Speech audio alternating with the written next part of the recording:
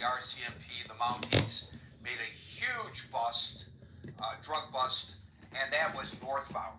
It was from the United States into Canada. I thought that was a bit ironic. Thank you, Mind Virus, and we'll now go to Cheers. Yeah, two of the people that weren't willing to bow at the altar of the judiciary in this country was, guess who? Madison and Jefferson. Here's a short excerpt of what Jefferson and his concerns was. The federal government empowers the judge to extend its own authority was one that would never remain limited in size or scope. Because of this, the power of the federal judiciary is always of great concern to him. He goes on to say, if the judiciary is the last resort of retaliation of other departments of government, then indeed it owes our Constitution complete fidelity on. The Constitution on this hypothesis is a mere thing of wax in the hands of the judiciary, which they may twist and shape in any form that they may please. It should be remembered as an axiom of eternal truth in politics that whenever power in any government is independent, it's absolute also. And what he's referring to is judiciary is independent of political power of the people. So they become independent of any review. In theory, at first, while the spirit of the people is up, but in practice, as fast as that relaxes. Independence can be trusted nowhere but where the people en masse. They're inherently the independent, all but moral law. Then he goes on to say, you seem to consider judges the ultimate arbiters of constitutional question, a very dangerous doctrine indeed, and one that would place under the disposition of an oligarchy our judges and their power, and the more dangerous as they are in office for life, are not responsible as to any functions or to the elective control, referring to the people. The Constitution, since it was enacted, no such tribunal, known that to whoever hands confided with the corruption of time party its members would become despots. This is Thomas Jefferson. Madison had similar views. So while everybody here bemoans the challenge to the judiciary and its absolute power, Jefferson and Madison, the framers, the people that want to say we're in a constitutional crisis, well, guess what, folks? These were the people that wrote the document, and this was their concerns about the judiciary that we are willing to bow to on every question, and if you don't bow, then you are some kind of despot, un-American, and insurrectionist. Well, Jefferson and Madison, the framers of our constitutions, had these very concerns. And Article 3, you might want to go back and look at it. And the Article 3 powers that's invested in the judiciary, you might want to review that because it's not as clear-cut as everyone may believe. So well, Steve, I think it is not. I think you're right on one specific point. Judiciary review, which gives the courts power, is an assumed power from a decision in 1803. It's not a written power into the judiciary. It's not in Article 3, Marshall. It's not Article 3. It's not Article 3 power. It is the court in which judicial review is not written in. It's become an assumed power by the court, was my point. Which it kind of bases the way the courts make decisions today. And if there were ever some major upset in the United States, I would imagine a party who wanted restraint of the judiciary would go to the courts themselves and make the argument, hey, this power is a power y'all assumed, it's not a power y'all were given. That's exactly right, because it's not enumerated in Article 3 of the Constitution. And like I say, for everyone that's wringing their hands talking about, the challenge to the judiciary and what in the world we're going to do, and the Constitution's about ready to fall into the ash heap and bin of history. Well, you might want to read what the people that actually wrote it and empowered these people to do thought about the potential for the abuse. There's been more federal judges that have stepped in on Donald Trump in his first term and issued rulings that basically stopped the executive from executing their executive power than in all the presidents preceded him. Well, so what we have, to be real here, the argument is that district judges who have national power, there has been a theory on our side of the aisle that says that sort of national, I'm not remembering the word, not national empowerment, but national, freezing momentarily of what's going on, is that's assumed by a district court, not constitutionally Article 3 created court. And that it's Congress who set up the district courts, not Article 3. And so there seems to be some back and forth, at least in legal theory, about that. And the way that it is practically done, injunctions is the right word. The way it's practically done, the federal district courts have been allowed to issue injunctions for at least all of my lifetime, if not longer. Well, my point being is that we've entered into this group mindset that any challenge to these judges that somehow we're shredding the Constitution. And I would, at the risk of being redundant, just reiterate, and I'll get off the stage here, that Madison and Thomas Jefferson, the primary founders and the primary authors of this document that everybody is so worried that the challenge to the judiciary is going to be burning, had these very concerns at the founding of this country. Jefferson, Madison. And that we, like I say, you may want to go back and read the enumerated powers of Article 3, which is the power that they derive these powers from, and see how it fits with what they're doing. So, so you arguing that, and I don't want to belabor it because there are a lot of people speaking, but I just want a clarification. Are you arguing that the congressional establishment of the district courts is unconstitutional? No. What I'm arguing, Gary, is that they can appoint, they can appoint these judges. That's clearly within congressional power to do, because they have the power to set up the court system. But what they don't have the power to is to grant powers outside of Article 3 of the Constitution that these judges have assumed. And here's another thing. Well, okay. I want to keep it brief.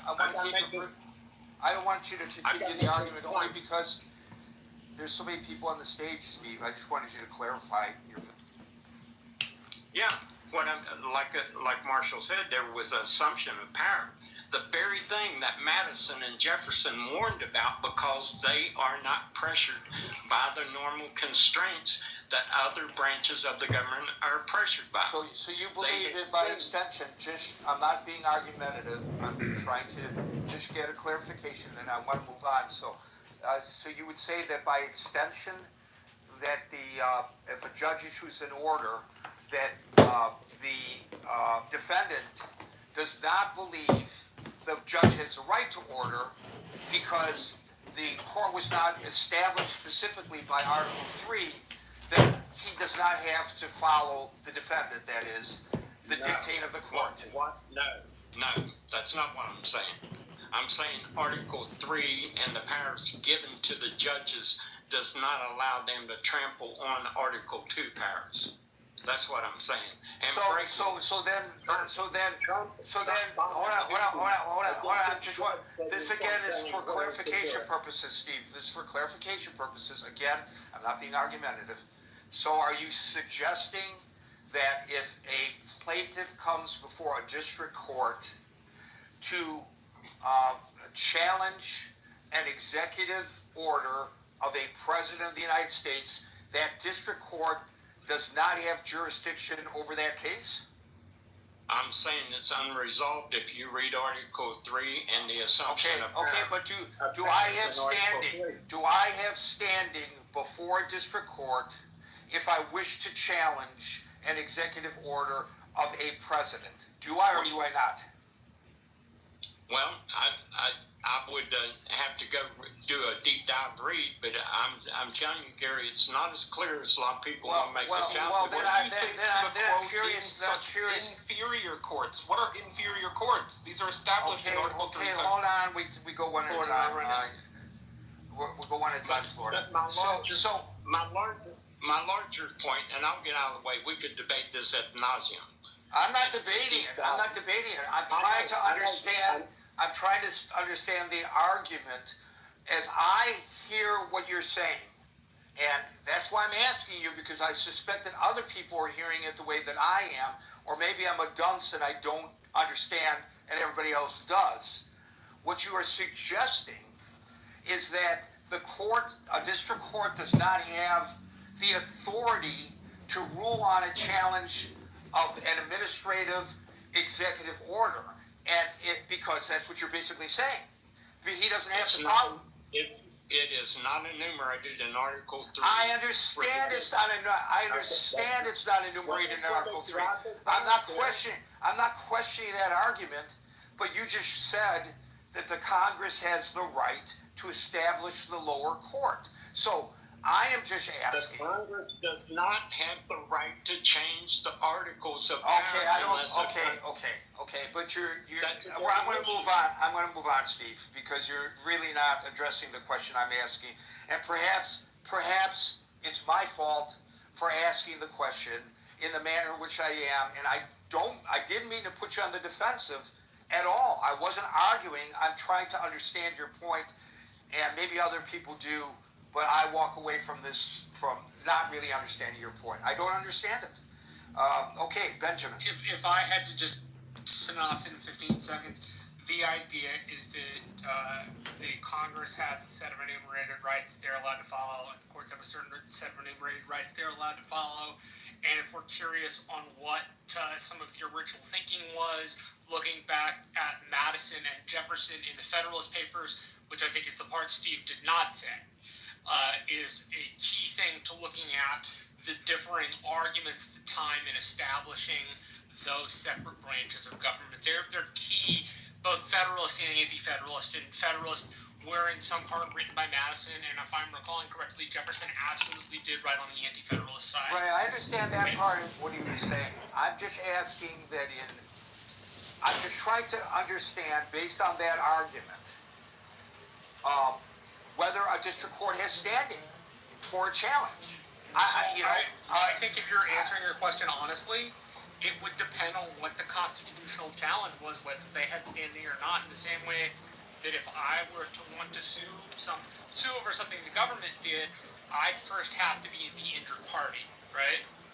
That I understand all that. That's not the question. I'm talking about the authority of the court to hear the challenge. I was just questioning him on that. I still don't have an answer. I don't need a history lesson about who said what back in the 1700s. I'm just trying to understand the point that he was trying to make. And I don't think anybody is qualified to explain it on his behalf. He has to come back up and explain it when he gets another opportunity. We're not going to invite anybody else up onto the stage because we have a million people on the stage. I want to get to everybody.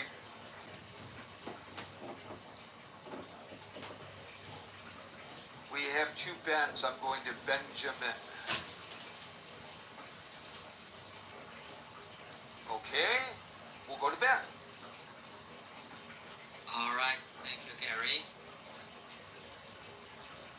To answer the question whether we're facing a constitutional crisis, I think if we're not now, but we're definitely getting closer to it. If the constitutional crisis is, say, the end zone, we're probably 10 yards from it instead of 50. In fact, I think January 6th was even a closer time where we're facing a constitutional crisis. January 6th of 2 years ago. What I wanted to say is the danger looking at the past couple months is beyond the individual cases of USAID, DOGE, migrants, etc., is the sense that this current administration is not agreeing to the system where the balancing of powers between the judiciary versus the executive branch, and Congress for that matter. Some of the statements made by the White House, either Trump himself as well as the press secretary, such as how can one individual federal judge rule against the president of the United States, the president of the U.S. is elected, that particular federal judge that ruled against him was not. Therefore, you wouldn't be able to rule against someone who's, federally elected. That all sounds very sort of reasonable, but I think that shows a deep lack of the understanding of how the system works. Federal judges, they do not opine on everything that a president or he or her administration does. Therefore, a comparison of a president versus federal judge on the logic that one is elected, one is not even really, in my mind, sensical. Federal judges have very extremely limited jurisdiction. They only opine on certain things. And one of those things would be constitutionality of presidential power or executive action. I would say there's one previous case, I think Marshall mentioned that before, that was decided in 1803, Marbury versus Madison. That's a very interesting case for those of us who are interested in understanding this potential constitutional crisis that we're facing. That case basically ruled that the Supreme Court, the federal judiciary, has the power to interpret the Constitution versus Congress. What we're facing right now is maybe the executive branch is coming up and saying, even if Marbury versus Madison rules that way, well, perhaps we have a different scenario here, whereas the president may have the final power over the federal judiciary on interpretation of constitutionality of certain executive power or executive action. That would be, in my mind, a very good constitutional crisis that we must resolve. And if we do not resolve that, Gary, what you're saying in your statement that 2028 Trump might run for the second term, or even better yet, there may be a sort of a Russian system where Trump can stay off for a term, Vance would be the next president, and then if he is back, Trump is back again. Sort of the president versus the prime minister scenario that Russia did. Although here, obviously, a different scenario. That would finally accomplish Mr. Trump's goal of not having any constitutional limitation on his presidency / emperorship or kingship. I mean, all kidding aside, I think it's very important for us to face the facts versus just make arguments based on which political candidate we like or we do not like. And I think the trend of what this current administration is doing is really giving us signals that it is more than just a party, a political problem, that they hate the Democrats, or they wanted to unsolve the problems that the Democrats, a mess the Democrats left. But rather, these actions are really pointing to a fundamental changes that's threatened the stability of the constitutional system. And that, I think, is a lot more important, or at least interesting topic. I think it's both more important and more interesting, which means, at least in my head, I could always be wrong, and I am wrong a lot, but it would mean to me that in the same way that you need a strong Republican Party, that we need a strong Democratic Party who has people that are scions or people we come to listen to that are less than hyperbolic, that are calm, cool, and collected in the way you are. When you said in all seriousness, your kidding is very dry because you yourself are a jurist.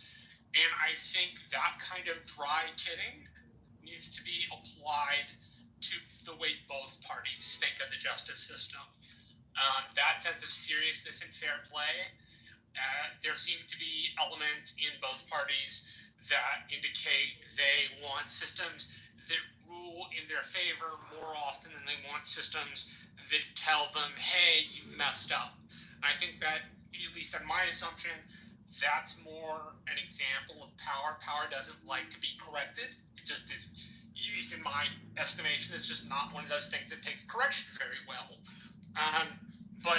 is, as you said, incredibly important and puts things in the right frame of reference for people, which, when trying to decide about constitutional crises, how serious things are, we need that sense of good judgment, which I would argue we have lost on my side, and to some degree we have lost on the opposite side of the aisle.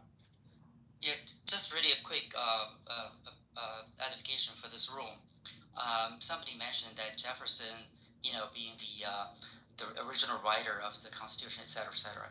Actually, he was one of the two groups, if you will. Jefferson. The other group is actually Hamilton, represented by he's one of the leaders. And what's interesting I found is that Jefferson was the leader of the party called Democratic Republican. So that was actually the one party.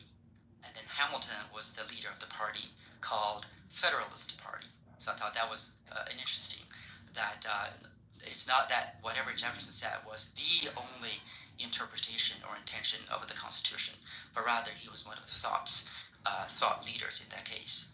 The last thing I want to say is that what's happening right now is really showing that our constitutional system is quite fragile in the sense that it takes the leaders or the players, whether the president or the congressmen, senators, as well as the justices, it takes a certain sense of self-awareness or self-restraint to be able to respect the other branch, if you will. And Marbury versus Madison is a good example. After the ruling of that decision, the doctrine was established and then accepted and followed, which is that the Supreme Court is the final arbiter of the constitutional interpretation. Just imagine if that were not the case, where you have a party, one of the three players, that says, "I don't accept that." So that would mean that eventually we're going to come to the point where whoever has more guns, more power, that would actually win the argument. And that is not something unusual. Many governments in the world on this earth, they do that. They have military coup. So you can imagine, is that a direction that we want to go, where the president can say, "Who the heck is this federal judge that rules against me? I'm going to order something that would be, within my power." And if you look at the three branches, I would say the president has more chance to win if he or she is able to delegate the military to get involved. And that certainly is not what I hope that this problem will devolve into in the near future. Thank you, Gary. Thank you, Ben. Florida. Oh, wow. Okay. So how do I follow that up? God speaks all the languages, with the Hebrew accent, but yeah, he speaks them all. I mean, That was a Hebrew accent. God speaks like I will. Only You God think he knows sounds like all. you think God says Torah? You think he says Torah? I don't think he says Torah. I think he says Torah, like a Yemenite. I think God might be a Yemenite. The garden of Eden is Adam. It's in Yemen. He's Iraqi then. No, yeah, Adam is in Yemen. Right. That makes, there's an interesting play that there's a guy in this app, he converted to Judaism. His name is Blackstem. I think you heard of him, right? Agent Blackstem. I don't know. He's a great guy. I'm telling you, I met this guy. He's the only guy I met in the club on his smartphone. And so he takes the word Eden, and you know how, like, in Semitic languages, we double consonants and double vowels too, right? And we have them and all that. So he took the word Eden and he split it to two. Is the Ed and Dan, right? Which is Ed, witness, and Dan would be like judgment, right? So he's saying. Dan to us means here. What? Means what? Dan means so Ed, Dan, to us, that sounds Ed is a witness. It's not. I agree. It's an influential group, though. That's important. Yes, I think it's going to be a lot of downstream from it. But the thing is, like, it's actually a very difficult problem to solve. Like, because I'm working on the same thing. I'm also thinking about this, and my film is my attempt to address exactly this. Yeah. But I think it's interesting that Twin Peaks, the third season, actually, I think that is actually probably one of the best responses I've seen so far, because it's so unconventional. It's like nothing else. It's like nothing else that came before. You've seen the whole. I've seen the whole thing. Yeah. Yeah. So And the how first long two is seasons. it? 3 seasons or what? There's only 3 seasons, but the third season is like every episode is like an hour. You know, like every one. Whereas in the first 2 seasons. But there's only 3 seasons, so that's it. There's only 3 seasons. Well, there's like 20 something episodes in the second season. I think there's about 12 episodes in the first, maybe 10. And then in the third, there's only 12, I think. But yeah, each one is just super long. Whereas in the first 2 seasons, they were shorter than that. I think they were like 30 to 40. I had a 47 in this class, Mm-hmm. and I did like 5 out of the 8 assignments, and it went up to an 82. That was crazy. Oh, period. Yeah. That's actually. Some sort of reprehensible damage to their reputations by honest actors. And I wonder what type of pussification of Democrats, what type of castration have they gone through, to which they can't just, I don't know, fight the MAGA rhetoric with the MAGA rhetoric. Like, fight dumb ideas with good ideas, and insults with insults. And meet dumb ideas plus insults with insults plus good ideas, right? And I think like it's just going to take a little bit more of that American spirit that the Canadian was talking about 20 minutes ago for anybody to even get something that resembles a government that anybody is going to respect for America to be codified again within the next decade or two. Hopefully. I kind of feel sorry, Florida, for those attorneys, though, because nobody wants to be defiant of a federal judge. And I guarantee you that it's an uncomfortable situation for them, that he keeps having them come back to answer his questions because, well, you didn't answer my questions on Monday, you didn't answer my questions on Tuesday, you didn't answer my questions on Wednesday. Now we're going to wait till Thursday. You got one more opportunity to answer my questions. But on the other hand, is he going to order him to prison? Well, I don't know. He ought but to. on the other hand, they have a client, and they have to represent their client in the manner in which their client wants them. And their client, in this case, is the President of the United States. I wouldn't want to be an attorney for Donald Trump, that's for sure. Thank you, either in the public or in the private sector. Thank you, Florida. Benjamin, are you here or no? Okay, Yeah, thanks. Okay, we called you earlier. Go ahead.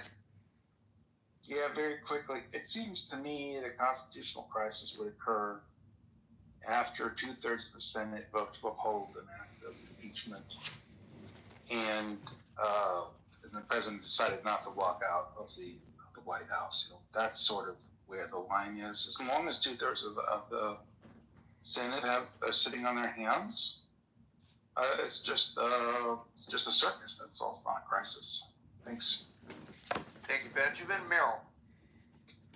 I won't say that it's a constitutional crisis now. Your audio is real low, Merrill. Okay. Worse. Worse. Okay. How about this? Better. Okay. You have a constitutional crisis when you have a president who ignores court orders, and you have a Congress that has collapsed and does nothing about that. I'm going to turn my volume That's down on your That's phone. where our constitutional crisis comes in.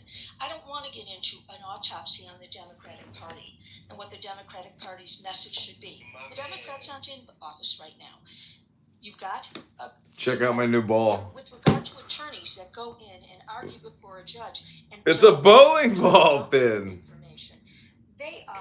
That is something for the Bar Association to be going into, to be dealing with, because these are people that are doing malicious prosecutions or frivolous prosecutions. That'll be decided by the courts. So that's my take on this. That it's not as and if it involves impeachment, yes, it involves impeachment. And whether we like that or not, that's what it involves. AOC and Hakeem Jeffries are gonna impeach Hakeem Jeffries, the hero we need. AOC, the hero we need. We don't even have anybody. Stillwell, the hero we need. Decisions that came down when the judge ordered them to rehire a certain number of people, federal employees. There was quite a back on the job. Here's your bullshit card, kid. And you can read, and it sets out. Oh, Dr. Gordon is here. Welcome, Dr. Gordon. We're listening to Trump Derangement Syndrome in the Clubhouse Clown House. All of these things, and then comes. And we're doing tarot cards. We aren't doing that. We aren't doing that. We're just going off the fly and saying, and well, this happened, Madison, this happened here. You argue the Constitution appropriately. You know the Constitution. And with regard to Trump's attorneys, they have a history of representing a bad client. And they have a history of having been at one time good attorneys. I'm about to hop in a peppermint bubble bath with my new wife, Helga, from Norway. She's 21 and a yoga kundalini instructor. That's what I just said. Ooh, Dr. Marshall, he's signaling. One more thing that can happen to them. The bar can take issue with that. The bar? What's the bar gonna do? As to whether or not the bar's gotta get involved. The Constitution says that. People argue about what the Constitution says all the time. I think you couldn't go a day without people arguing what the Constitution says. And where are you going to argue it? You're going to argue it? It's a book! Let's talk about it! You and I have argued about what the Constitution says numerous times over the last 3 years. So because nobody on this platform is a constitutional lawyer doesn't mean it's not doing the thing that Gary set it up to do, which was to be the topic for a talk show. I get that there are no constitutional lawyers. I'm not arguing with you. The question is whether or not we are in a constitutional crisis right now. Are we? What constitutes a constitutional crisis? It usually a crisis of the Constitution!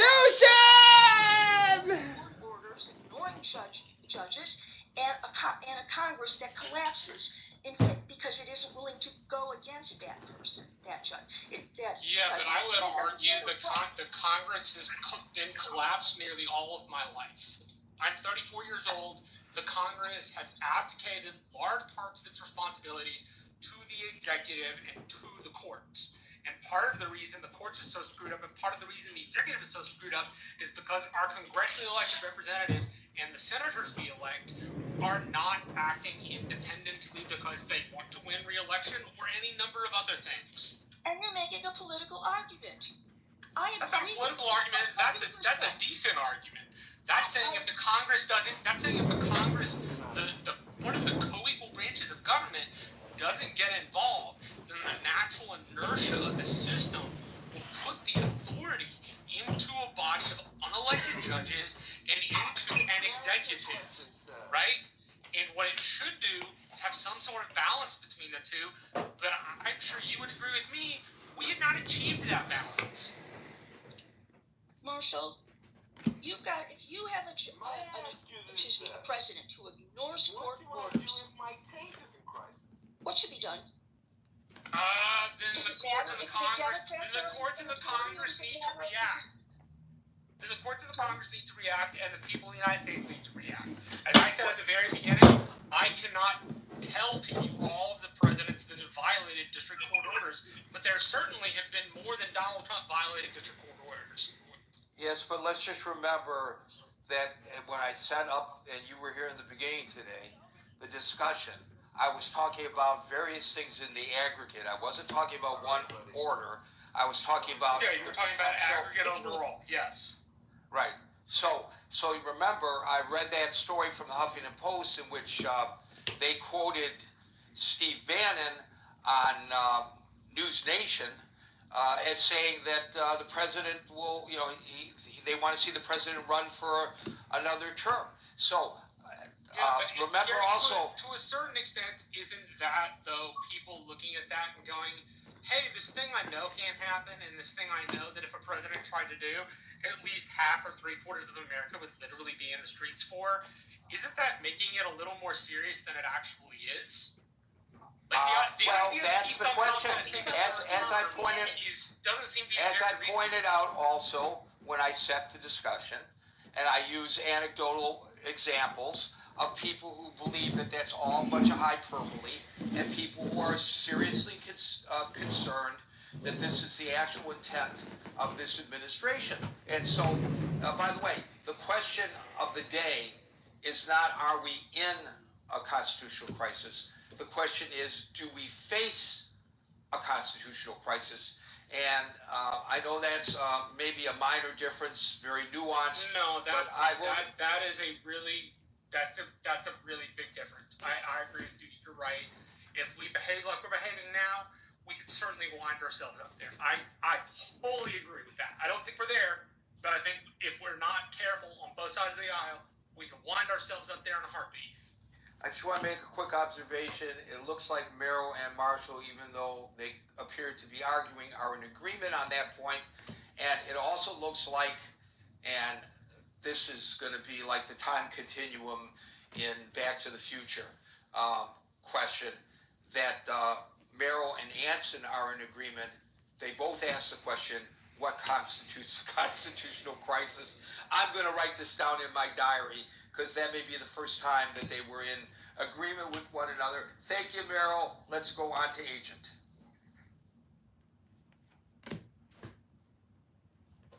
Agent. Sorry, I had to go from my mic there.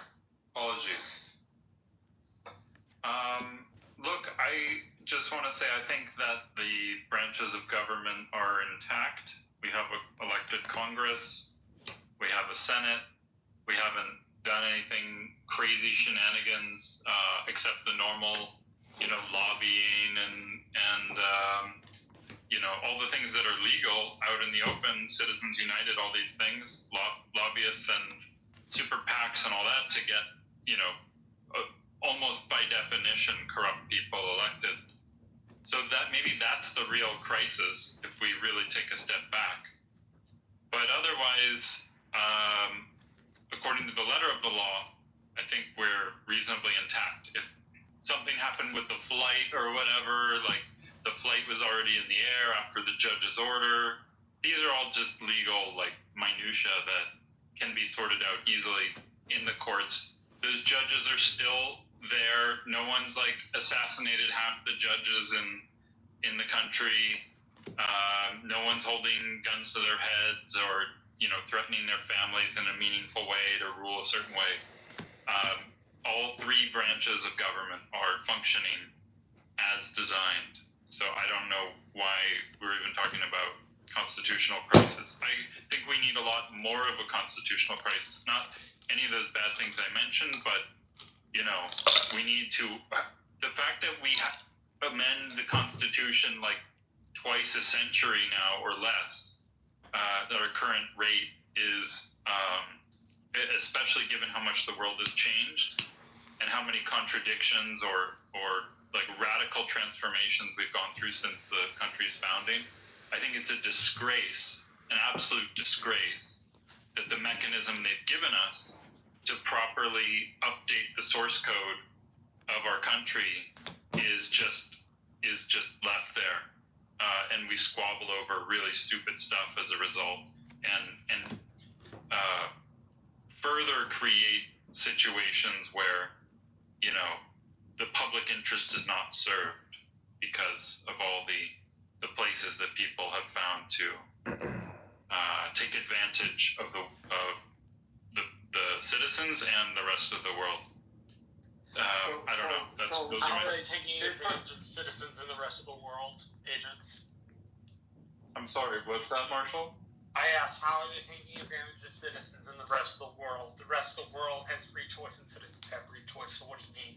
I don't know what you mean by free choice. I think the U.S. is has gone from being a a breakaway That's colony. easily understood. One has the ability. You say free choice. I think the U.S. exerts enormous power throughout the world.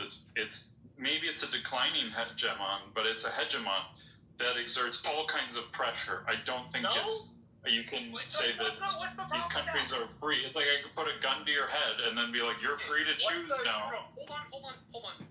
What is the problem with the United States having stitched together a global order at the end of World War II, of which we were the hegemons? What is wrong with that? The situation evolved, Marshall, but what my point was that we haven't updated our source code. If we want to be a global hegemonic empire, I'm going to stop this line of discussion because it's way off topic. And I got 1, 2, 3, 4, 5, 6 people, and it's already 6:20. So I'm going to move on to Les and Alan. Heads up. Thank you, Jeff. Les.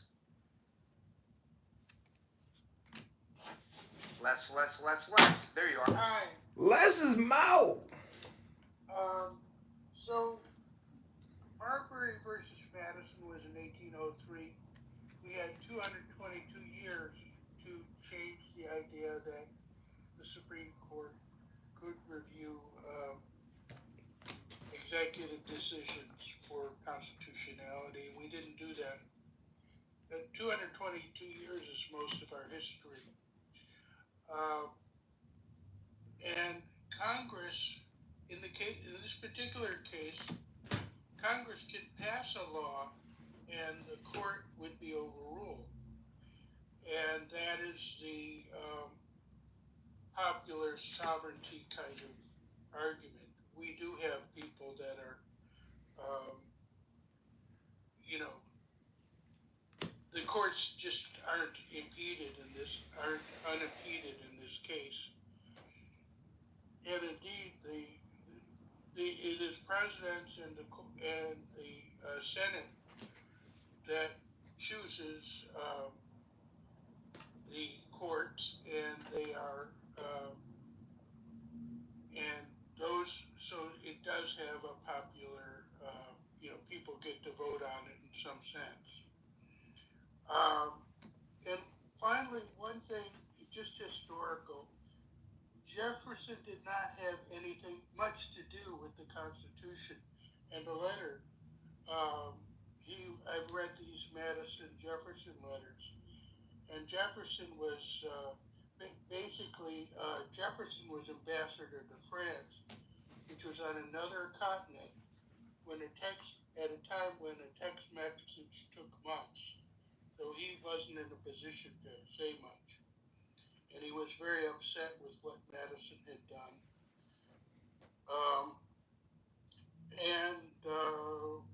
What else? Was there anything else? Let me look at my notes very quickly. I think that's it. No, one more thing.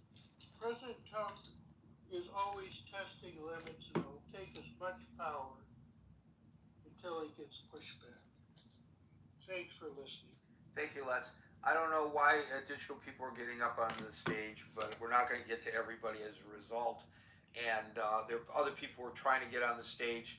The chat is where you're going to have to go to make your points. So I'm just going to tell you that we're going to go to Alan, Daryl, David Mahalib, and Steve will get the last word. Alan. Gary, I'm going to be super quick. Number one, I thank Marshall for his point of view. He does not fit in my definition of a cult. Number two, I really like your questioning of Steve, and I think he should go back and study Roosevelt's idea for the judiciary, because while that was downgraded tremendously by the press, I have listened to his speech and studied it, and I think he had a really good idea. I don't have time to go into it right now. Number three, I absolutely agree with Agent. We need to update the source code, and that's why I think it's time for us to seriously consider a national referendum process. Part of that is because the Republican Party is broken, and in many cases it is a cult, and I will leave it there. Thank you. Thank you, Alan, Gerald, David Mahalib, and Steve. Gerald. Hey, yeah, so what what exactly would constitute a constitutional crisis? Being the question is interesting, because it's like, how would we even know? I mean, I think sometimes context gets lost. And look at what is, like I said, one of your other rooms, Gary, look at what is happening right now. We have an entire system of government that in many ways is being dismantled in front of us. And all you really need is a moment or an incident or just the right number of votes to permanently change something. So the pushback being, well, it's not a constitutional crisis because of this or because of that. Well, maybe the right inciting incident hasn't happened yet. You know, we have precedent with regards to terms, right? And I'm going specifically to the Steve Bannon thing. Steve Bannon, regardless of what people might think, Steve Bannon has Donald Trump's ear, and they talk to each other. And if Steve Bannon is willing to go out in public and say that Donald Trump will run and will be elected, anyone who thinks this is hyperbole is simply not paying attention to the facts on the ground. We only need an incident. We only need a moment. We only need a spark to have something that would cause either an executive decision, I mean, or some type of thing that would make this a reasonable solution. Like, so for example, you know, Roosevelt, what if towards the end of this term we're now in war, and his Congress, because it is his Congress, decides that we want to extend his term. The idea that it is impossible for these things to happen, it's just not based on history. And people want to make these arguments about Congress and 1803 and all of these things when most of Americans didn't even have the right to vote. Does not make sense to me. Look at look at literally what is happening in front of us right now, and use what they used to call the 11th man philosophy. And the 11th man philosophy is that you have a situation, if 10 men agree, it is absolutely the responsibility of the 11th man to disagree. And I think we are heading into some dangerous spaces. That's all, Gary. Thank you. I'm pleased to announce that the Pentagon has restored the webpage on Jackie Robinson. I got choked up. I was very emotional about that. It was pretty obvious by the sarcasm that I... I'm not grumpy. I'm just tired. I want to get off of my live stream. On the Facebook Messenger. Stretch my back. Got some But pain. So good. Pain in my good back. on them for recognizing this was a big mistake on their part.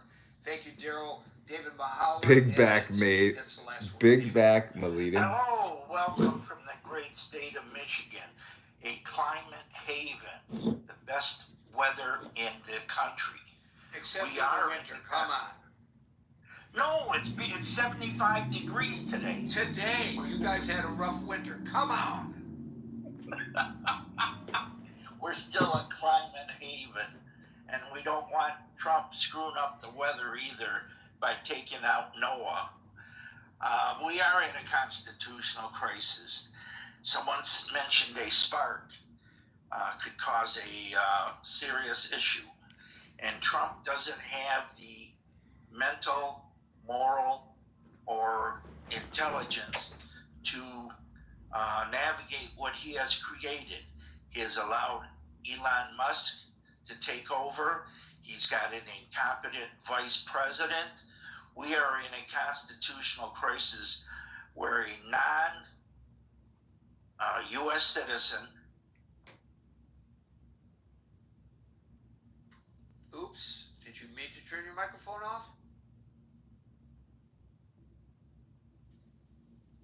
We are in a constitutional crisis because we have allowed a South African-born Canadian citizen to essentially become a co-president, and we have a incompetent and inexperienced vice president, and putting those together, we are one bad decision away from emerging into a global conflict. Trump is a constitutional crisis because he just is not competent to run the United States of America.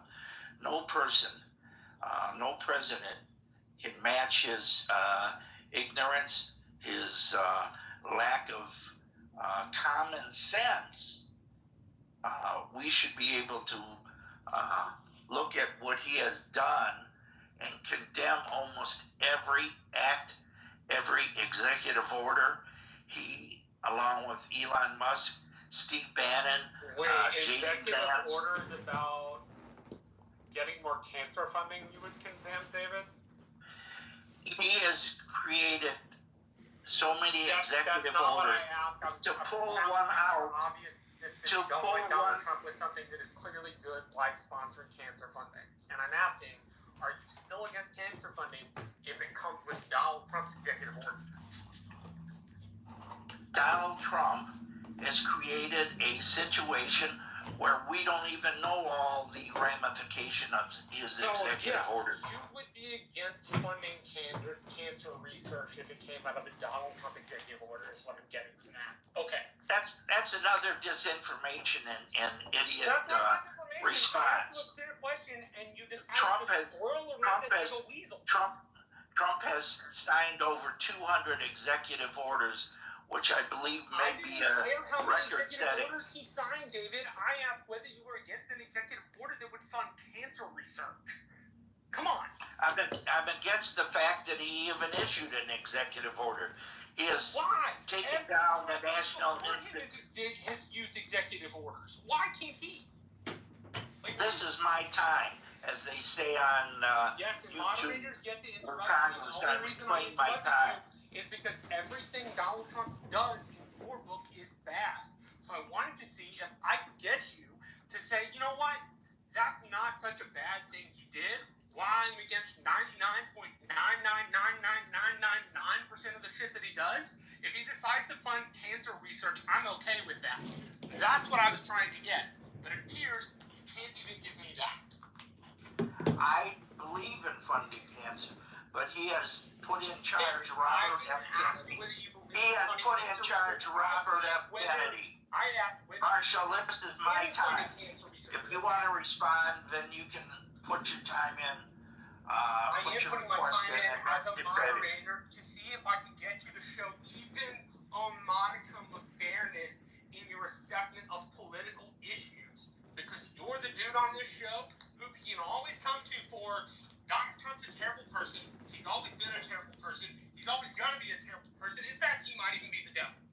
Right? You're the person. And I was trying to see if I could get the person who never had anything good to say about the dude to go, you know what? That one thing, I might be okay with that. And that's not a bad thing to ask you, David. It's me trying to figure out if you can be level-headed about something like cancer research when it comes to a political figure you obviously don't like. It's not that difficult, and it's not a bad question for me to ask you. It's a totally logical one and a totally fair one. I answered your question. No. Answer of Donald Trump. Listen, I reclaim my time. Funding cancer Cut him research off, a good Gary. thing, and then you answer Donald Trump doing it is not a good thing. You did not answer whether you would say it's okay for Donald Trump with an executive order to fund cancer research. So no, you did not answer that question. Hold on. I think Marshall, you made your point. I think the people listening in the audience can determine whether he answered it or not, and let's go on with the rest of David has to say, so I can get to Steve and still catch the train. And folks trying to get on the stage, I can't put any more people on. I have to catch a train. But click on the link above, and you can join the chat on Facebook Messenger. Go ahead. I just want to say we are facing the destruction, the dissembling of the United States of America government. You do not go into any business, you do not go into any meeting and throw out all the people or all the things. Please don't scroll. I'm just trying to. Please don't scroll. I'm just trying. About to be discussed. There's a way of reforming government by taking a serious look at each department and doing a thorough job of evaluating the mission of the department and whether or not the department is fulfilling that mission and who is not necessary to the fulfillment of the mission. So what Trump is doing is taking apart, bit by bit, the United States government. Putin, Xi, Iran, and the rest of the world, even our allies, know that Trump is forcing a constitutional crisis. Everyone knows that Trump is incompetent and not able to properly enunciate U.S. foreign policy, U.S. domestic policy. Everything he has done has disrupted the legitimate purpose and the protections of government that every American deserves. You do not fire veterans en masse. You do not take and dismantle departments that service millions and millions of people. Anyone who defends the actions of Donald Trump since his inauguration is doing a disservice to the United States of America and to the world. Our allies are frightened. Even our enemies are delighted with the actions that Trump has taken. There is no debate about that. No debate. Putin and his news agencies and his spokespeople all are gleeful at the actions of Donald Trump, while the allies and the American people are being damaged day after day after day. I've lost $50,000 in the stock market since Donald Trump has become president because he doesn't know economic policy. He doesn't know what to do, and he's allowing Elon Musk and Steve Bannon and others to and other incompetents to run the United States of America. Okay, thank you, David. We're straying a little Yes. off the topic here, so thank you. And plus, He has destroyed the constitutional protections of millions of U.S. citizens. He has taken away our freedoms. You cannot just deport a United States citizen because you don't like his politics. If that were true, I gotta do some fact 80% checking. of the public would be deported for being Trump supporters. Okay, I want to do a little fact checking here. I want to do a little fact checking here. No U.S. citizens, to my knowledge, have been deported. If you're referring to Khalil, he's a green card holder, but he's not a U.S. citizen. And the other thing is, Musk is a United States citizen. He got his citizenship in 2002, which was the same year that he founded SpaceX. Steve, you get the last word. Yeah, I think the hubris of the court can be encapsulated with this. This is it. People talk Marbury Madison, and this is Chief Justice John Marshall. One of his quotes from that. Therefore, he continued, it is emphatically the province and duty of the judicial department to say what law is. The quote is ambiguous, and the claim, very pronunciary and ordered by Madison, remains etched above the entrance of the court to this day. The judiciary does not say what law is. They interpret the meaning and intent of the legislative body, but Marshall clearly thinks that the Supreme Court was the arbiter of law, and it shows overstep of the judiciary starting in 1803. I'm out. I don't know how one can argue, Steve, that the judge overseeing this current exceeded his authority, the district judge, because he hasn't ruled on anything yet. All he did was order a temporary injunction to maintain the status quo in order to hear both parties make their arguments. So I don't think you can make an argument that he overstepped his bounds because he made no decision. I was just giving a general climate to I know, but it was in the context of your previous commentary, which was about that judge, right? Yeah, no, Gary, it's a lot deeper conversation. I know you got a plane or a train to catch, and I won't hold you up anymore. It's a good conversation. I enjoyed it, Gary. Okay, and I hope you don't think I was being argumentative with you earlier. I was trying to understand your point, and I did not get it. I know, and I may not have been as clear as I should have been, and if I wasn't, that was on me, not on you, Gary. It could have been me not interpreting it properly, so it's very possible. Yeah, you're fair. Okay, thank you. Folks, we're here Monday through Friday from 5 p.m. to 6 p.m. New York time, so until 5 p.m. New York time tomorrow for the next edition of the Critical Thinking Forum. Everybody be safe, be well, and peace out.